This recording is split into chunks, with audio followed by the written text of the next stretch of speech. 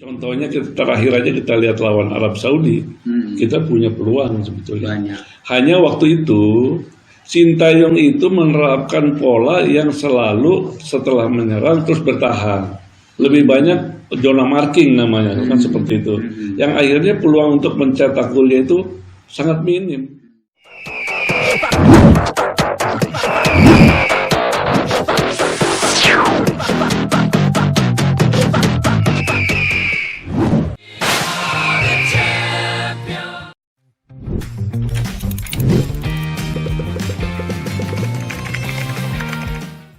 Assalamualaikum warahmatullahi wabarakatuh. Waalaikumsalam. Sepak bola.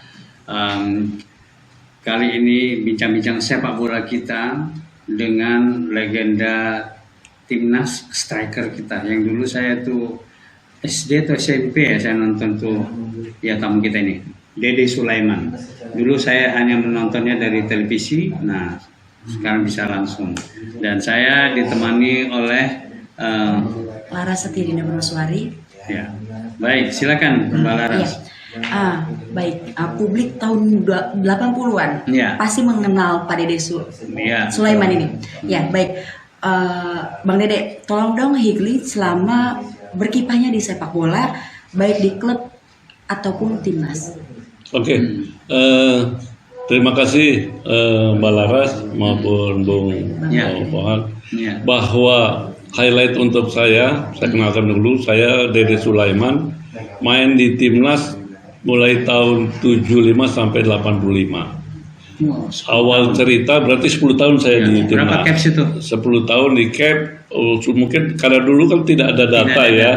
Dulu memang tidak ada data, tapi paling tidak saya selalu inti di tim nasional.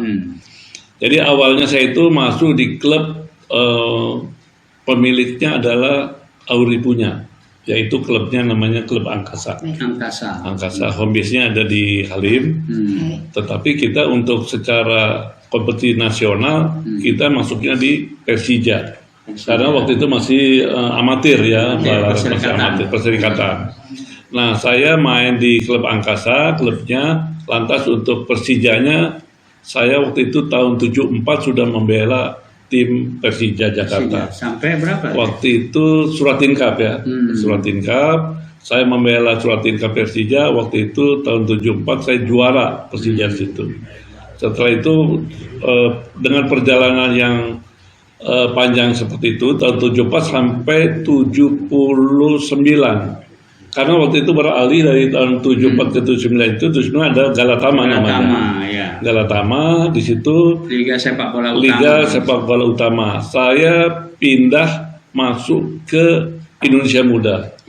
Klub Indonesia Muda. Karena waktu itu Persija pun belum ikut Galatama atau liga seperti sekarang ini ya. Nah, masuk di Indonesia Muda. Kemudian tetap saat di junior itu saya sudah membela timnas tahun 75, yaitu kejuaraan junior di Kuwait waktu itu. Itu sudah ada waktu itu. 75, lantas 76 saya sudah masuk tim senior. Nah, itulah perjalanan sepak bola saya. Di Persikatan maupun di Galatama ada berapa kali juara? Waktu di perserikatan ya, saya ada juara waktu di Persija junior dan di tim seniornya. Waktu itu tahun 78 Persija final dengan PSMS Medan. Menang Persija menang. Saat itu apabila skornya draw 0-0, PSMS Medan yang juara. Tapi waktu itu Persija unggul 1-0. Siapa cetak gol? Cetak golnya Andi Lala. Asisnya dari saya waktu itu. Jadi 1-0 menang Persija. Nah, untuk itu berarti PSMS Nobon dong.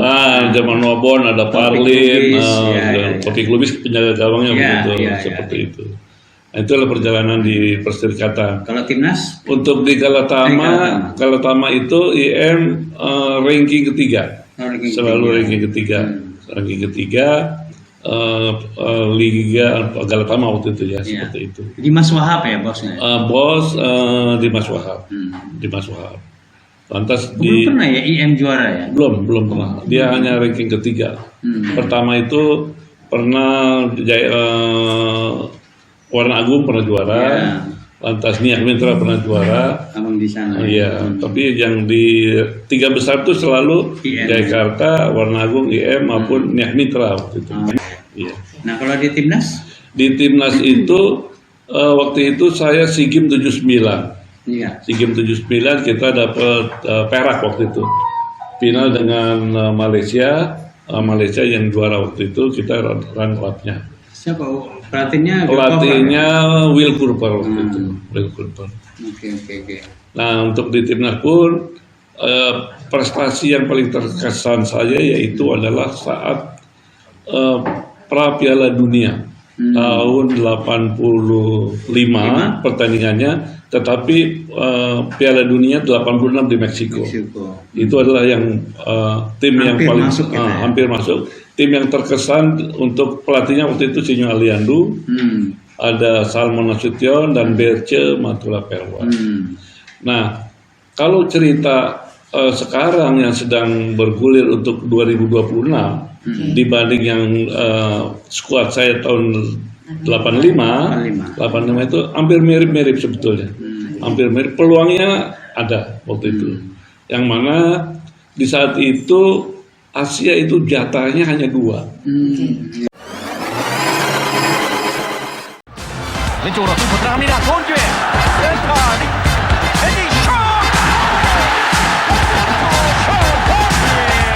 까지 득점이 없었던 우리 대표팀은 마침내 변병주 선수가 한 골을 삼취하고 8분 뒤에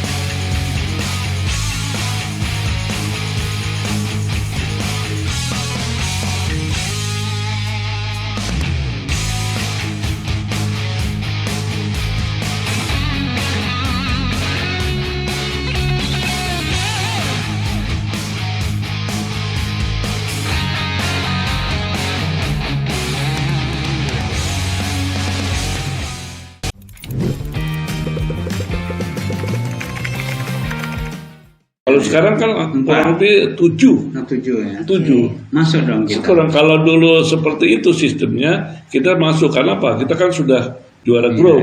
Juara grup. Kalau sekarang kan juara grup, runner up otomatis kan seperti itu ya. Kalau dulu tidak. Dulu itu hanya 2 jatahnya, dan di situ juara-juara grupnya itu harus ketemu. Nah, kita kebetulan ketemu dengan Korea Selatan. Korea Selatan home and away.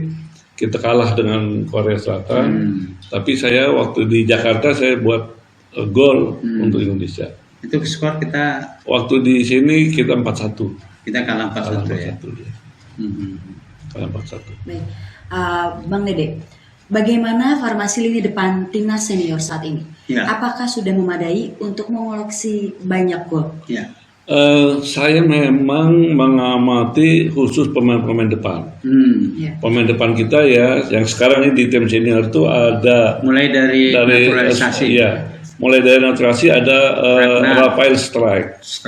Ada Ragnar Orat Mangun. Yang lokalnya ada Ramadan Sananta. Ada Witan Sulaiman situ. Nah, ditambah lagi yang suka didorong ke depan adalah Marcelino, sebetulnya seperti itu. Nah, dari pengamatan saya sebenarnya keempat striker atau 5 striker ini sebetulnya punya nilai yang juga bisa membuat mencetak gol. Contohnya terakhir aja kita lihat lawan Arab Saudi, kita punya peluang sebetulnya. Banyak. Hanya waktu itu Sintayong itu menerapkan pola yang selalu setelah menyerang terus bertahan. Lebih banyak zona marking namanya, kan seperti itu. Yang akhirnya peluang untuk mencetak golnya itu sangat minim. Kalau dengan pola seperti itu sangat minim. Tetapi apabila bermain seperti menyerang gitu, press di daerah lawan itu kemungkinan mencetak golnya lebih besar, kan seperti itu. Betul malah. No, bukan karena faktor gelandang kurang menyuplai bola ke. Tidak. Gelandang kita juga sebetulnya gelandang-gelandangnya bagus. Ada di situ, ada Tom Hai, kan gitu ya. Itu sangat-sangat bagus. Cuma pola yang diterapkan oleh Sintayong itu karena pola yang selalu zona marking. Menyerang harus kembali lagi ke tengah, menyerang ke tengah. Nah untuk pemain depan, kalau terus seperti itu polanya, sangat staminanya terkuras seperti itu. Akhirnya ya. Ragnar juga banyak turun itu. Iya, banyak turun. Tetapi dengan sistem itu. Tetapi kita lihat begitu lawan Arab dengan polanya press di daerah perlawanan Arab Saudi beda bermainnya. Peluang-peluang pemain depan lebih ada dan lebih bugar dia kan seperti itu. Dan itu naturalisasi. Kalau lokal gimana? Lokal kan Ramadan Sananta kalau kita lihat di usia dia yang di U23 dia selalu cetak gol. Lantas di kompetisi Liga juga dia gol. Sama Witan juga. Witan juga di usia 23 dia buat gol juga. Ya kan seperti itu. Witan Sulaiman sama Dede Sulaiman apa nih? Kelihatannya orang tuanya yang favorit. Oh iya, seperti itu. Nah, jadi itu oke sebenarnya. Ramadan Sananta ini ada yang bilang bahwa kalau di klub dia jago, tapi begitu taruh di timnas dia kurang. Enggak. Apa ada sinkron apa ya namanya? Ada psikologi yang seperti itu? Enggak. Kalau menurut saya dia waktu bermainnya yang kurang. Kalau dia diberi kesempatan waktunya panjang bermain, dia punya potensi. Karena apa? Dia salah satu pemain depan yang punya power, speed dia punya, dan juga punya dia fighter. Ganas harus gol dia sebetulnya seperti itu. Kalau Witan lebih cenderung lebih smooth dia bermainnya. Dia lebih banyak assist ke teman-temannya.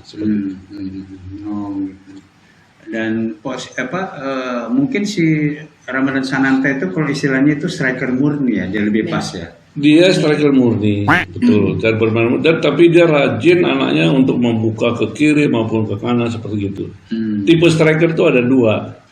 Tipe striker yang hanya di kotak penalti itu tipenya kayak Mas Esdianto, kan seperti itu ya. Ricky Yakob itu hanya di daerah penalti area itu. Tapi tipe Ramadan Sananta, tipe Hadi Ismanto, Bambang Nurdiansyah itu Dede yang Sulaiman. rajin. Ya, Dede Sulaiman itu rajin yang mencari tempat seperti itu. Iya. Mengenai peluang timnas Indonesia tembus Piala Dunia 2006, bagaimana menurut Bang Dede? Menurut saya peluangnya ini yang harus besar atau kecil? Paling besar ini sekarang. Paling besar. Paling besar. Karena apa? Peluang paling besar saya katakan seperti itu karena Asia ini 7 tim yang bisa mewakili Asia kan seperti itu. Kalau dulu kan hanya 2. Iya. Nah, karena apa saya bilang peluangnya ada? Karena kita lihat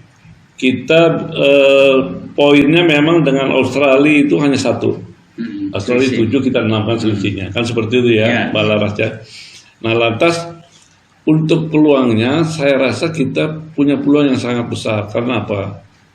Pemain-pemain naturalisasi yang ada sekarang ini adalah kita lihat, kita jangan membandingkan dengan yang lokal memang ya. Lumayan, kualitasnya lumayan, kan seperti itu. Dan rata-rata juga Bang, kalau nggak salah banyak yang main di Eropa, timnasnya Belanda yang U18 atau U20 gitu ya. Banyak banyak penggemar atau pengamat sepak bola mengkhawatirkan lawan Australia, ya Mbak Lara. Umumnya seperti itu. Banyak mengkhawatirkan seperti itu. Jangan salah, kalau kita membandingkan dengan pemain-pemain lokal kita, memang kekhawatiran ada, berat ada. Tetapi pemain kita kan pemain Eropa loh. Iya. Berarti pemain Eropa Indonesia lawan Australia, benua Australia kan. Ada Kevin Dix. Iya semua. Jadi menurut saya, iya itu pemain-pemain yang dari Eropa kan seperti ya. Jadi sebetulnya kita ayo memberikan semangat kepada tim ini, memberikan semangat, memberikan support bahwa peluang kalian adanya di sini, di grup ini sekarang ini. Karena lawan-lawan yang dihadapi kan masih ada. Kalau Jepang jangan kita hitung lagi, karena Jepang sudah nilainya sudah di atas ya. Jadi tinggal Australia, Bahrain, Cina, ya kan gitu. Nah, kita punya peluang yang paling terbesar adalah di home. Di home ini ya. Ya, ketemu Bahrain dengan ketemu Cina. Ini tidak bisa, mungkin harus menang. Kan gitu ya. Di Australia pun kita jangan berkecil hati. Peluang untuk menang sebetulnya ada. Tetapi draw aja sudah sangat baik dan luar biasa. Karena waktu main di Indonesia, saya juga melihat Australia tidak terlalu istimewa sebetulnya, nggak terlalu istimewa kan hasilnya juga draw kan seperti itu 0-0. Nah mudah-mudahan di Australia di samping kita draw, pemainnya banyak cedera, pemain utama kita enggak mereka. Oh iya, itu nggak main. Mudah-mudahan itu sudah dikasih jalan oleh Allah tuh. Gitu ya. Mudah-mudahan Allah kasih petunjuk Indonesia. Pokoknya 2026 pemain punya tekad, kerja keras harus masuk, kan gitu. Karena apa? Pak Erick Thohir kan juga sudah memutuskan, sudah punya wacana, punya target bahwa memang bisa masuklah ke 2026 ini. Karena apa? Dia lihat, dia kan juga all out betul nih kepala timnas dengan pemain-pemain yang direkrut oleh beliau kan seperti itu ya. Nah mudah-mudahan yang pemain naturalisasi ini pun juga kan tidak murni dia memang orang bule sekali kan bukan. Dia juga ada darah Indonesianya, Mbak Laras. Karena kalau tidak orang tuanya ibunya orang Indonesia, ayahnya orang Belanda atau ayahnya orang Indonesia, ibunya orang Belanda. Berarti masih ada keturunan orang Indonesia. Makanya itu tetap kita support, mudah-mudahan ini adalah peluang yang terbesar. Karena kalau kita tidak ini ambil di grup ini untuk fase keempat, round keempat itu lebih berat Malaras karena lebih berat fase fase keempat lebih berat dibanding fase ketiga ini. Lebih berat karena nanti ada ketemunya dari Eropa, dari Afrika dan yang round keempat itu tim-tim yang pernah ikut ke Piala Dunia kan seperti itu. Nah ini peluang kita ada di round ketiga ini. Mudah-mudahan kita doakan aja bisa masukkan seperti itu. Iya. Nah kalau abang lihat tadi itu posisi yang kuat kita itu semua posisi kita kuat ya. Baik kiper kita hebat loh. Ada Martin Paes, ada tambahan baru, Emil Audero dan kemudian juga di back, tengah, depan oke ya kita. Overall. Oke. Hanya pemain kita ada dua yang bisa gabung itu adalah Marcelino dengan Ricky Ridho. Itu dua itu. Tapi saya punya pandangan sepertinya lawan Australia pemain naturalisasi ini akan lebih dipasang dominan. Pasang dominan. Mungkin Marcelino yang ada di situ masih tetap. Iya. Itu karena apa ya? Rasa percaya dirinya menjadi lebih tinggi gitu ya karena kecuali kalau lawan mainnya di sini main di Indonesia mungkin dari tim lokal kita pemain lokal kita bisa lebih banyak gitu ya sesuai dengan situasinya gitu.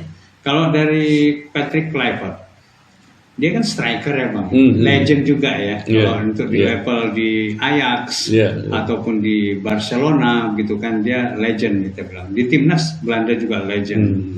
Itu ada pengaruhnya nggak bang dengan potensi timnas kita sekarang dia sebagai kepala pelatih gitu? jadi lebih produktif gol, jadi lebih punya visi menyerang, seperti itu Bang. Iya, jadi begini, memang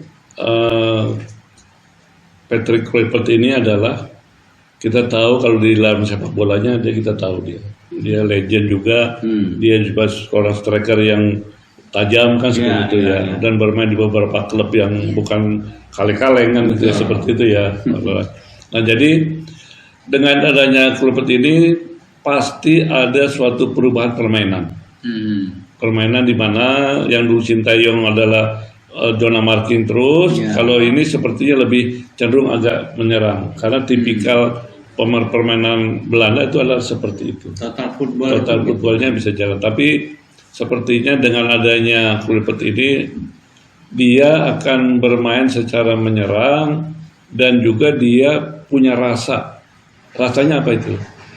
Kalau mantan pemain jadi pelatih, dia punya rasa bagaimana saat dia bermain, ada tekanan, ada apa kan seperti itu. Nah dia bisa mengimplementasikan kepada pemain-pemainnya bagaimana caranya menghalau kalau ada serangan, bagaimana bertahan, menyerang maupun penjaga gawang juga seperti itu.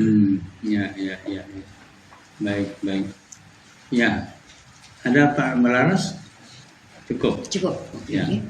Baik, pemirsa, kita cukupkan perbincangan kita dengan legenda striker timnas kita Dede Sulaiman, dan cukup menarik analisis dari beliau, dan saya menangkap bahwa peluang kita itu lebih besar untuk masuk Piala Dunia ini. Mudah-mudahan apa yang menjadi harapan dan analisis dari Bang Dede Sulaiman tadi itulah nanti yang akan terwujud. Kita doakan 4 pertandingan sisa ini benar-benar kita bisa meraih poin maksimal, ya minimal 9 poin. Ini adalah saya dapat sepatu emas kompetisi Galatama. Ini adalah foto waktu membawa obor untuk Asian Games di Indonesia. Ini adalah tim nasional pra Piala Dunia tahun 85, dan ini tim nasional pra Piala Dunia tahun 85 yang di saat persiapan untuk putaran kedua melawan Korea Selatan. Mirsa, sampai jumpa. Assalamualaikum warahmatullahi wabarakatuh. Waalaikumsalam. Terima kasih. Terima kasih. Selaras. Iya.